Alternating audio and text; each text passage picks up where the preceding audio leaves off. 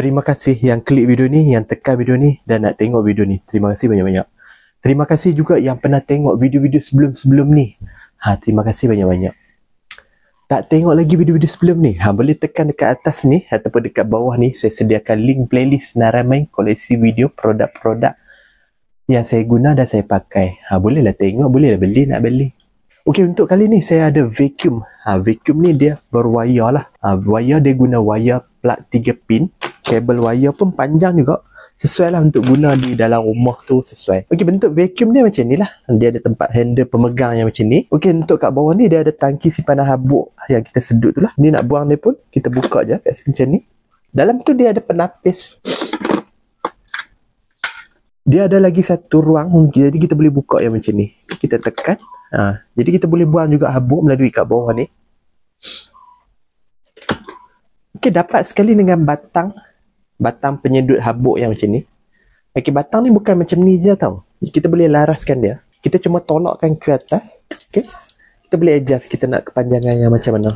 Jadi kita boleh pasang lah dekat kita punya vacuum yang macam ni. Okey, untuk kat depan pula kita boleh pasang dia. Okey, saya rasa tak muat dalam frame kamera. Jadi saya perlu kecilkan balik lah. Dapat sekali dengan penyedut habuk di bahagian depan yang macam ni. Kat bawah ni dia ada roda kecil dan juga penyambung depan kepala pipe yang macam ni. Jadi kita boleh pasang lah kat depan ni. Jadi kepala depan ni memang macam ni lah. Jadi mudah untuk kita untuk gerakkan dia. Dia ada juga kepala yang kecil macam ni. Untuk tempat-tempat yang kecil. Lagi satu ada kepala yang macam ni. Dia ada berus di bahagian depan ni. Jadi sambil kita berus, kita gosok habuk. Jadi kita boleh pasang juga kat sini. Okey, nak switch on off kan dia kat sini je. Kita tekan dekat atas tempat pemegang macam ni.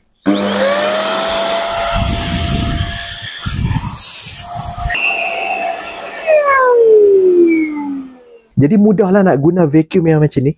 Kita boleh panjangkan atau pendekkan saiz batang penyedut habuk yang macam ni. Kepala depan pun dia bagi lagi dua. Kita mau guna yang ni, boleh guna yang ni ataupun yang ni.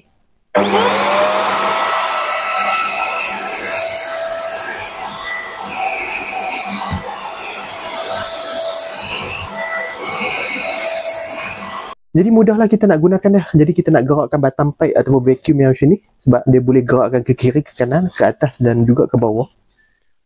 Mudah nak gunakan dia. Okey, inilah dia video kali ni. Iaitu vacuum daripada Perry Smith. Vacuum yang mudah kita nak guna. Kuasa sedutan dia pun memang sangat kuat dan sangat laju, sesuai untuk yang nak buang habuk di atas kapet ke. Nak buang sawang ataupun nak buang habuk-habuk kat mana-mana. Jadi kita boleh guna vacuum yang macam ni. Dia guna plug 3 pin. Dia punya kabel wire pun panjang. Sesuai lah nak guna. Nak buang habuk, nak buang sawang, apa-apa. Nak beli vacuum yang macam ni, boleh tekan produk kat bawah ni. Ataupun nak bantu saya dengan menekan butang like. Ataupun nak bagi komen. Ataupun nak share video ni. Ataupun nak bantu saya dengan menekan butang subscribe. Tekan subscribe. Terima kasih menonton. Jumpa lagi video seterusnya.